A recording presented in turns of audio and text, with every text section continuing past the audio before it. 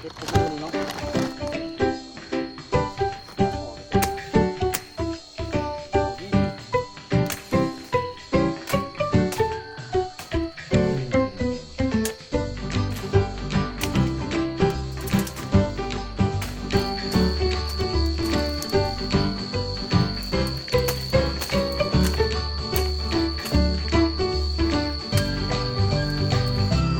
ไปได้ป่ามาแล้วเนาะเพิ่นให้ปลานิล2 ตัว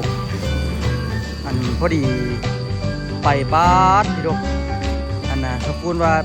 เราได้ปลาตัวใหญ่แท้อย่าว่าบ่เคยเห็นปลาครึ่งใหญ่สมันจักเดียวสบายดีทุกคนสบายดีตอน8 โมงเช้าเนาะมื้อนี้นี่ก็ถือว่าเป็นอีกมื้อหนึงที่ว่าเจ็บปวดต้นปวดโตเนาะทุกคน เจ็บปวดเช้าจักเทื่อทุกคนแล้วก็เบิ่งบรรยากาศมื้อนี้เนาะหมอกเต็มกรีดยางคือสิออกดีขนาดกำลังงามด้วยเนาะบรรยากาศตรงนี้อันนี้ก็ยังบริแกะแบบแต่โดนแต่นานละว่าสิไปอันนั้นทุกคนว่าสิไปเสียหญ้ามองที่แบบว่ามันกรีดต้นยางเขาหลายเขากะสิได้เสียหญ้าเนาะทุกคนสิตัดสิได้ฟันออกแล้วก็อยู่แถวป่านะกะหญ้าก็หลายสมควรเนาะทุกคนตอนนี้คือเวียกเต็มนะเวียกล้นเลยแต่ละมือเศร้าจำแรงคือแบบโอ้ยสุดยอดเนาะทุกคนแถวนี้ก็ยังบริเมียนแถวนี้แต่ว่าถ้ามันแห้งก่อนเนาะมันแห้งแล้วตัวซีค่อยๆคนล่ะคือค่อยจูดเนาะไม้พวกนี้ก็ยังบริคนไปเถอะธรรมดาก็ต้องได้คนไปกองไว้บนไหนบนหนึ่งเนาะไม้พวกนี้ไม้นี่ก็เสียไว้เฮ็ดเป็นท่อนซะแต่ว่ายังบริเฮ็ดเป็นท่อนปะนี้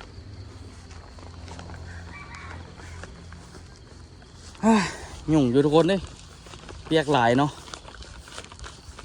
แต่ว่าสิไปเสียหญ้าออกก่อนเพราะว่าเขาปลูกอย่างแล้วมันบางทีมันแบบว่ามันบังทึกบังโฮมบังอย่างไรล่ะมันบ่ได้สารอาหารเพียงพอเนาะเราต้องไปเคลียร์ให้มันโอ้หมองน้าวนี่ใหญ่ขึ้นดีหลีเพชรอยู่ส่วนหมองน้าวนี่แหละทุกคนอันนี้ก็เมียนกิ่งเมียนอย่างก่อนเนาะแต่ว่ายังบ่ได้เมียนไม้ที่เป็นท่อนเถอะอันนี้แต่พวกนี้สิขาดแล้วเอาผ้าฟันกระป๊อกหนึ่งขาดแล้วนี่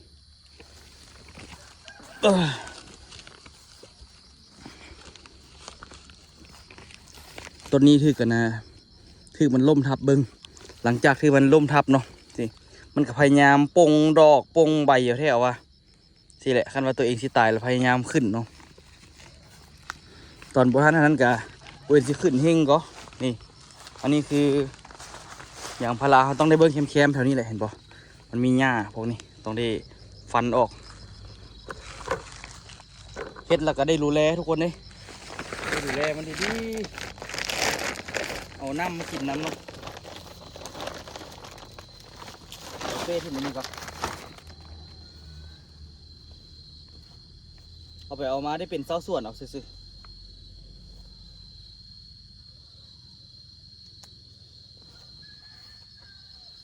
คันบูเฮ็ดกะบูได้เนาะเพื่ออนาคตทั้งนั้นทุกคนเลยเฮ็ดคู่มือนี่เนาะถ้าขอไม่จัดมาเขาดี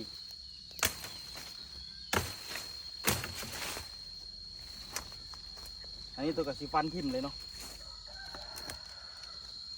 อันนี้คือกุกอย่างเขาเนาะฟันทิ่มเลยดีแท้กะขุดเอาฮอตต่อคุณเอาออก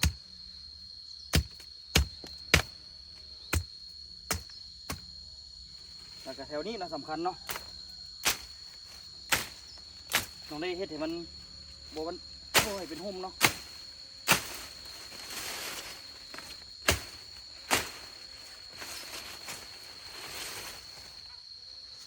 ตอนนี้คือหุ่มเยอะเลย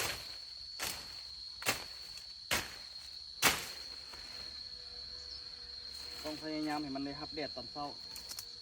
ใช่ปะคือจะได้ออกไปนอกกูแหละนะ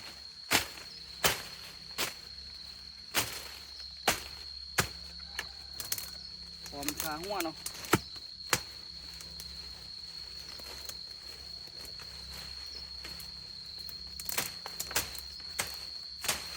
แกงบ่ได้แขนบ่ได้เต็มที่ทุกคนยังปวดแถวนี้อยู่แต่ว่าคันเฮาแกงไปสำเร็จทีนึงมันก็ที่ค่อยๆเฮาเจ็บไปเนาะ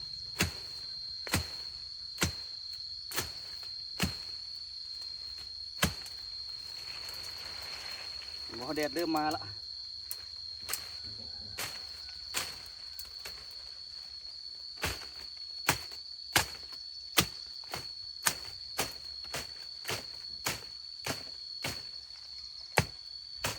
ได้ค่อยๆฟันทุกคนย่านมันสิถึกเล็กเนาะมันมีเล็กหนามอยู่นี่เดี๋ยวอันนี้เขาค่อยๆฟันเราจึงออกไปฟันทางนั้นเนาะเพราะว่าทางนี้มันฟันบ่ได้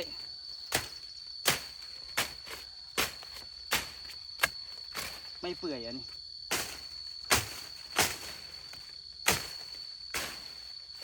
เป็นหลักหัวเลยเนาะอันนี้เขากับบริฟันมันเนาะมันติดกับหัวแล้วเขาก็ให้มันเป็นหลักหัวเลยเดี๋ยวนี้นำ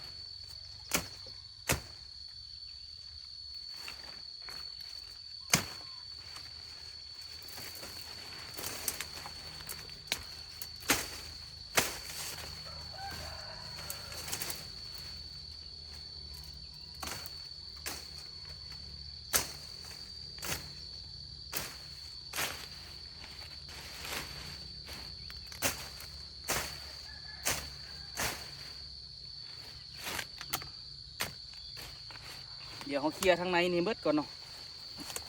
เคลียร์ทางในแล้วจึงไปทางนอกต่อต้นยางเนี่ยเขาปลูกหมู่บ้านคักอยู่เด้เห็นว่าก็ได้ตัวที่ดูแลดีๆมันงามๆเนาะให้มันแบบว่า4 ปี 5 ปีให้มันได้กรีดเนาะ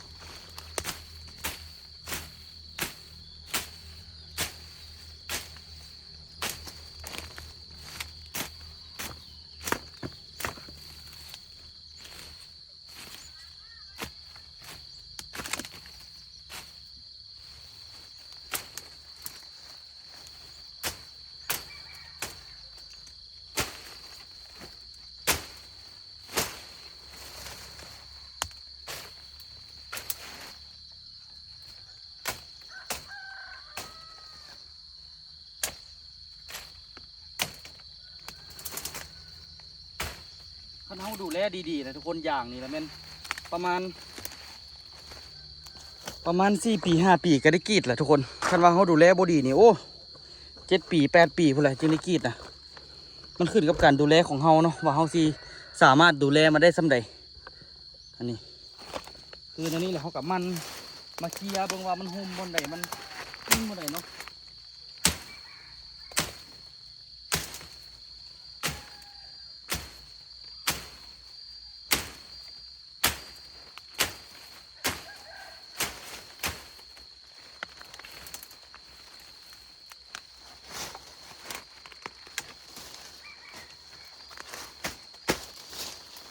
สรุปแล้วมันก็ต้องได้รอดแต่ฟังนั่นแหละ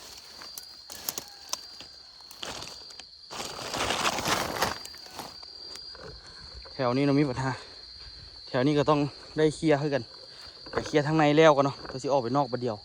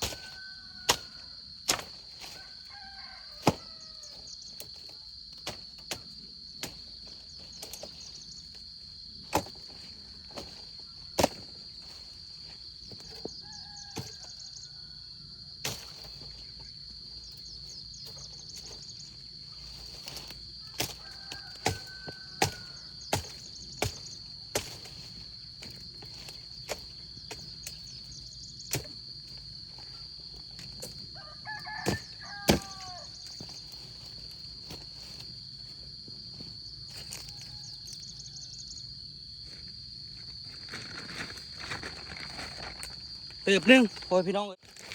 จะไปซีรอดเข้าไปนี่แหละเพราะมันปูมีเล็กเนาะ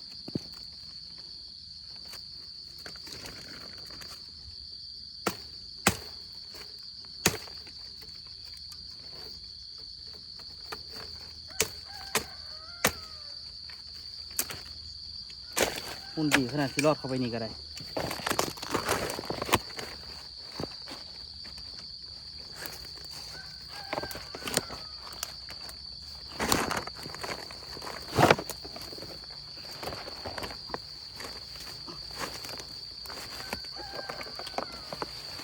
โอเค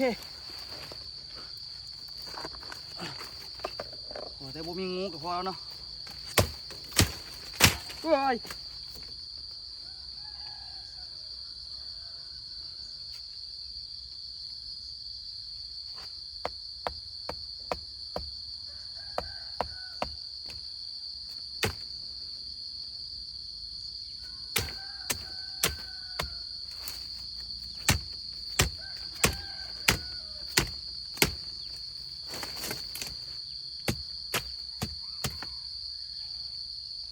ด้ามรุดทุกคนมีแต่นี่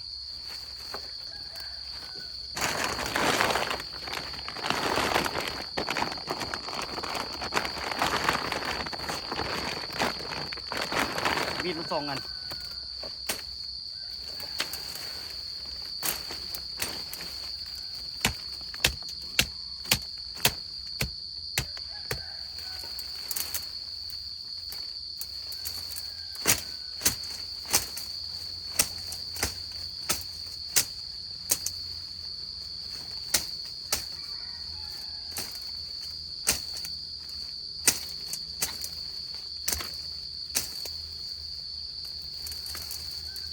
แฟนว่าวันนี้ทุกคน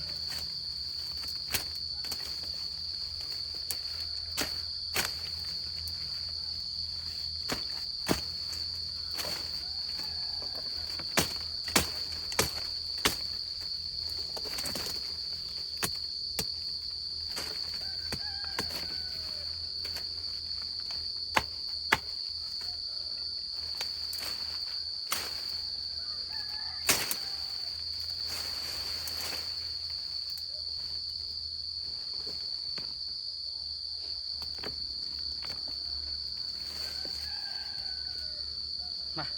เดี๋ยวตัวเอากล้องนำมาเอาเดี๋ยวพวกนี้ลงคลองนี่เลย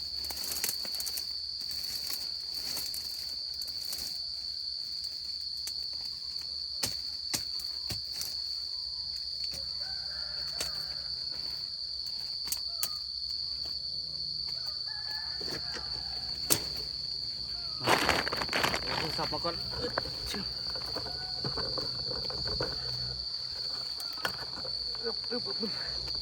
นี่คนเห็นบ่แต่ว่าฟากนี่ตัวว่าซีโบฟันเพราะว่ามันบังตรงงัวเลยทุกคนซีฟันพวกนี้เนาะลง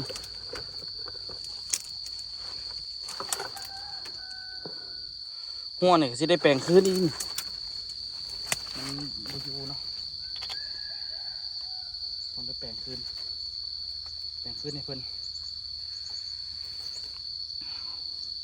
เพราะว่าบ่แม่นหยังออกหัวนี่กะเพิ่นก็ย่านสิมีปัญหานำเฮาย่านงัวสิไปกินยางอย่างเฮาสินะ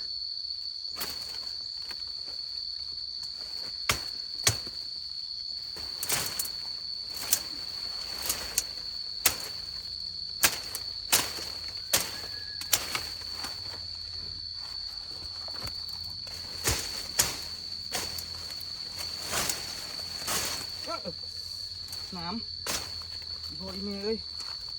ต้นน้ำ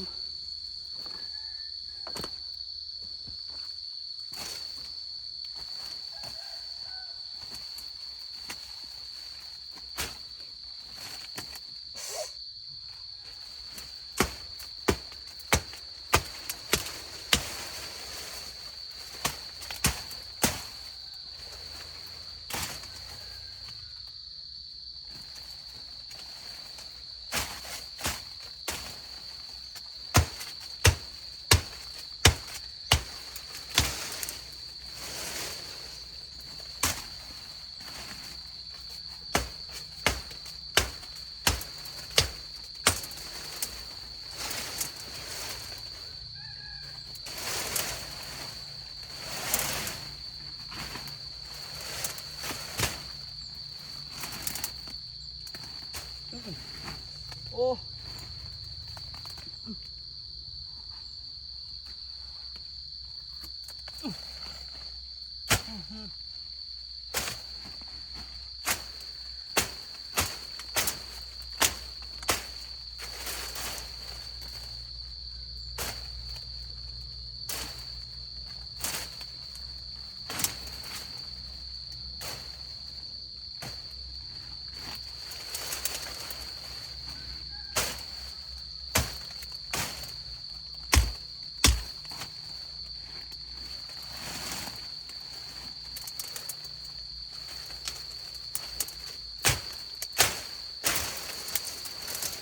น้ำทุกคนเลยปักจนแบบว่าที่ลึกนอกจากน้ำแล้วก็ยังมีมดเนาะเต็มนี่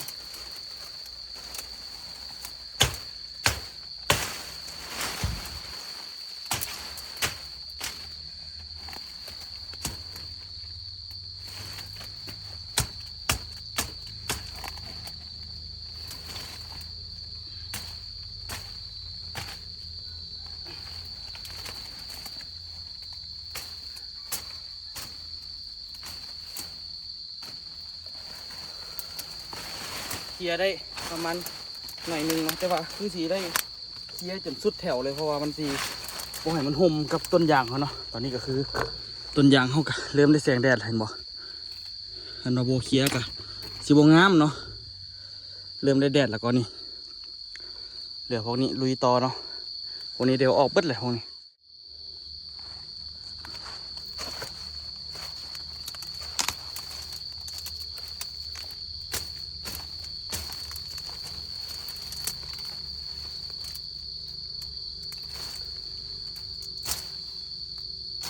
พวกเขานี่ทุกคนทุกย่านงูอยู่ก่อนเพราะไม่ในดอกแถวนี้มันเป็นลำห้วยเนาะห้วยแล้วมันเย็นแต่ย่านอยู่ก่อนต้องใส่เซฟตี้เนาะใส่ขายาวใช่อย่างกันเขาไม่เบิดท่านผู้ใส่กันนี่โอ้อันตรายเพราะว่าจุดนี้มันเป็นจุดที่ว่าเย็นซุ่มเนาะทุกคนจัดอย่างมันก็อยากมาอยู่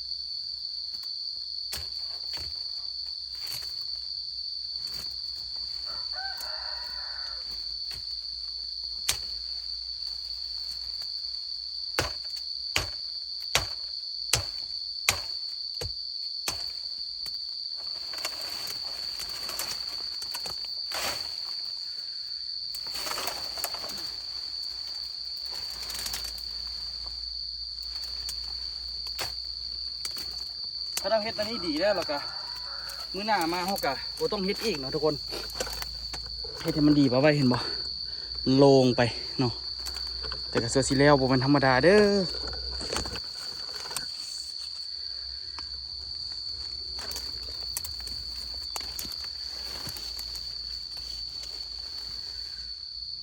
เฮ็ดไปกับย่านน้ำไปเนาะทุกคนน้ำมันหลาย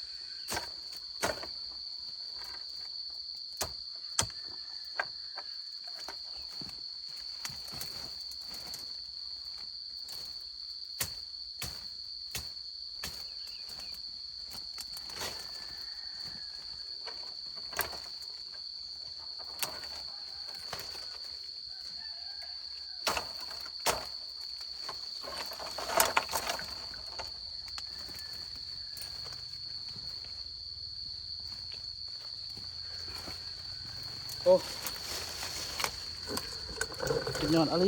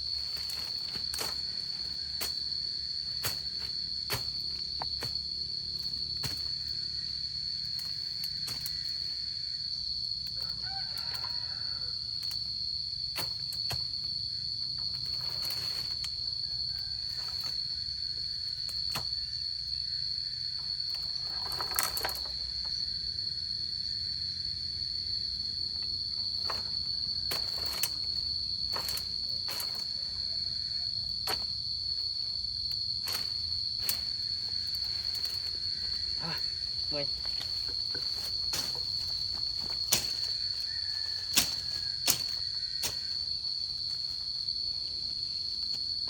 จบไปแถวหนึงเนาะ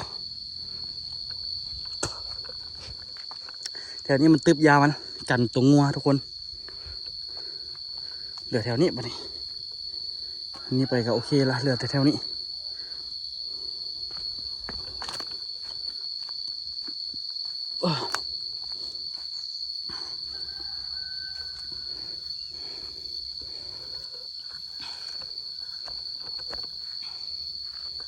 ตอนนี้ก็สิลุยขึ้นกันแหละแต่ว่า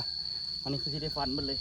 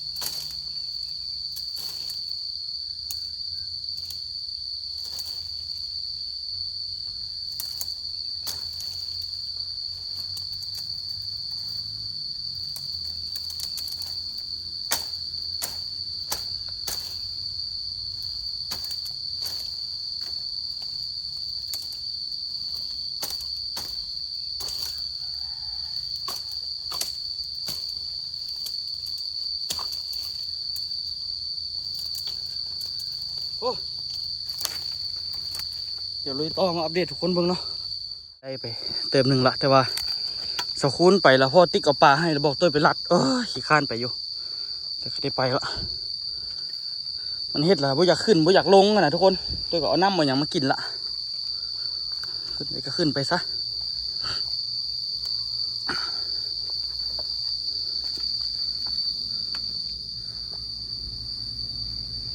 ระแวงเขาได้ต้องระแวงดอกหาทางขึ้นจากนี่ซื่อๆหาทางขึ้นยากเฮ้ยไปทางไหนหงคิดก่อนคือต้นยางต้นนี้ก็ได้แสงแดดละยางต้นนี้ก็ได้แสงแดดคือกันเหลือแต่ว่าแล้วตัวกระชีเมียนทางในของตัวเองบัดนี้ทั้งของเขาเมียนละเหลือแต่ของตัวเองบัดนี้แต่ไปรัดเอาปลาก็เนาะจึงมาลุยต่อไปโครงการนี้ยังอีกยาวนานค่อยๆใส่นี่แหละมื้อนี้คันบ่ได้ไปใส่ตัวกระชีเมียนพวกนี้แหละก่อน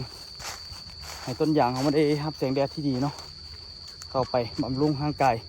ใหญ่ไวๆให้มันได้กรีด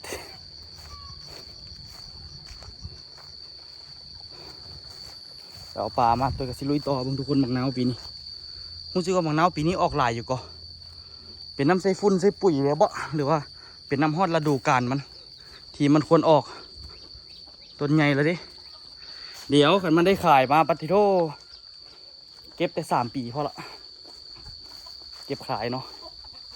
เอาเป็นรถบรบัดมันกับ เมื่อยสมควรอยู่ดิ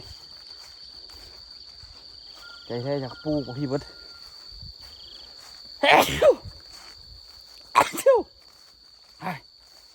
ไปได้ป่ามาแล้วเนาะเพื่อนให้ปลานิน2 ตัวอันพอดีไปป้าทีโดอันน่ะสกุลว่าเราได้ปลาตัวใหญ่แท้ยังว่าเคยเห็นปลาเครื่องใหญ่สมันจักเทื่อคนว่าคันว่านะอุคำอันถึกช่วงที่ไปเบี้ยงเราได้ปลาเครื่องเนาะตัวประมาณจัก4-5 โลนี่ซื้อน้ำเราไปกินอยู่พุ่นที่ครับโอ้แต่มันกับแพงเติบไปพ่อเห็นลาบแล้วส่วนเขาเป็นเท่าเทียมเนี่ยมากินซอยเลยเนาะส่วนเป็นตู้เทียมเนี่ยมากินนะซอยจุ่มเนาะเราปลาเครื่องนั่งแม่นั่งก้นอีเพียเชอรินนั่งก้นแต่ตัวใหญ่เลยกับแพงพูดเลยเนาะ3-4 ล้านโลเดี๋ยวโล400,000 10 โลนะ400,000ซะบ่โลเดี๋ยว300,000มา400,000ว่าไปคือว่าโล130,000เนี่ยจะบอกโอ้โหเด้โหแต่ว่าโอ้คนมันหนักปานนั้นก็บ่เอาละแพงพูดไปอย่าไปเด้อไม่ตู้ให้เด้นั่งเบิ่งแม่ล่างไว้2ไปละไปลุยเวียกต่อละเนาะเวียกปูนกับบ่ได้เฮ็ดเธอซองนี้โจก่อนพอดีไอ้ซีมาขอยืมถังว่าเวียกปูนกับหมดโจก้อนสิได้ซองนี้เฮ็ดเวียกนั่นก่อนไปละเห็นบ่ตอนนี้กับแถวนี้นี่ยังห่มนะทุกคนเพราะว่าเขาตัดหญ้าแต่ฝั่งนั้นปล่อยแล้วแหละมาลุยเวียกต่อได้โบลีลาได้เดี๋ยวนี้เขาเฮ็ดต่อเลี้ยวเขาเฮ็ดเป็นไม้เนาะพอเวียกเขาบุอึดบ่อยากเป็นอาชีพเนาะ